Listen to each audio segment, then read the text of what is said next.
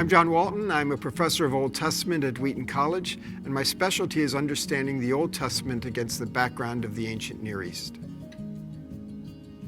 When my kids were little, I used to tell them Bible stories at night. We decided that instead of trying to do that around the dinner table when they were really anxious to get off and play more, that if we did it at bedtime, there was a lot more willingness to sit and listen because that meant not going to bed. Often I'd tell a Bible story, they'd say, "Oh, another one, Dad, another one, Dad." You know how it is when you're raising kids. So they always knew that it was absolutely time to stop and go to bed when I said, "Okay, one more story. Enoch walked with God and he was not, for God took him. Good night." I said the shortest Bible story in the Bible. And so we kind of had that sitting there in the background all the time. So what is it with this guy? He walked with God. Everywhere in the Bible where that's used, that's a high accolade, high praise for someone who walks with God. So it's a good thing. But this God took him and he was not.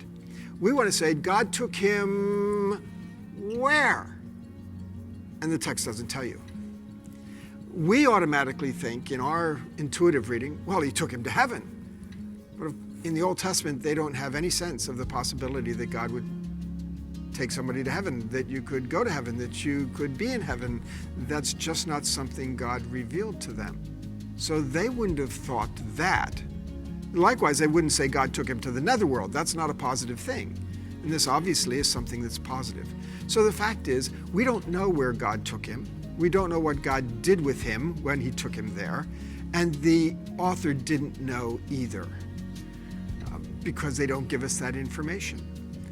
And so in that sense, the back end of that very short story doesn't really satisfy our curiosity.